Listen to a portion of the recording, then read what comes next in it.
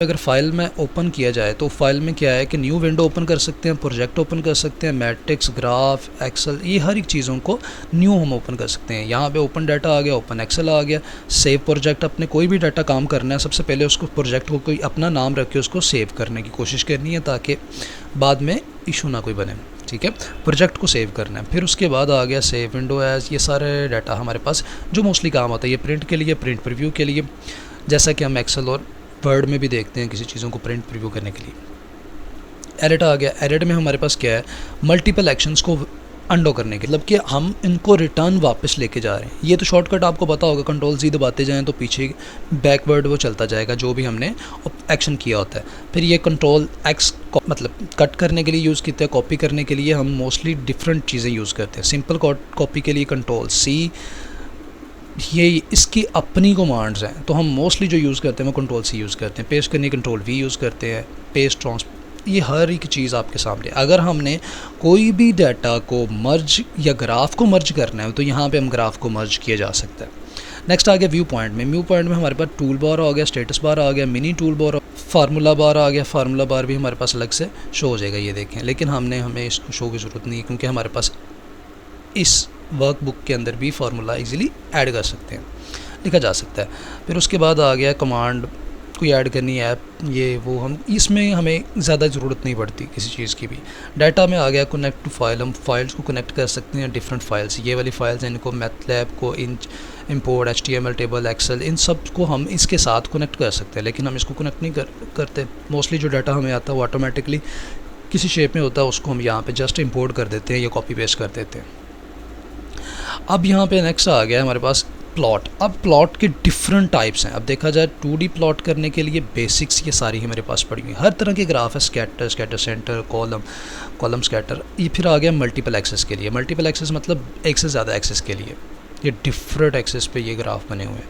हम जो mostly use करते हैं वो ये वाला यूज़ करते हैं क्योंकि हमारे पास डाटा एक से ज़्यादा होता है। या तो ये स्टेक वाला यूज़ करते हैं या तो वर्टिकल 2 पैनल यूज़ कर लेते हैं। ठीक है, 9 वाला भी यूज़ कर सकते हैं आप अपने, क्योंकि हमारा जो रिसर्च में हमारे पास काम होता है वो ज़्यादा से ज़्यादा एक से ज़्यादा सैम्पल्स के लिए मोस्टली हम यूज़ करते हैं, तो ये वाले वहाँ पे यूज़ करते हैं। फिर स्टैटिकल आ गया। स्टैटिकल भी हम बहुत कम यूज़ करते हैं, इसमें जस्ट डिस्ट्रीब्यूशन आ जाती है, हिस्टोग्राम, डिस्ट्रीब्यूशन, पार्टिकल का साइज़, क्रिस्टलाइज साइज़, मतलब साइज़ को आइडेंटिफाई करने के लिए हम ये वाले ग्राफ वो यूज़ कर देते हैं। अब आ गया, ये भी हम ग्राफ मोस्टली यूज़ नहीं करते, ये भी बाकी हम मोस्टली ग्राफ यूज़ नहीं करते। ठीक हो गया, ये वाला ग्राफ हम यूज़ कर सकते हैं ब्राउज़र में, बाकी हम कोई ग्राफ नहीं। फिर आ गया कॉलम।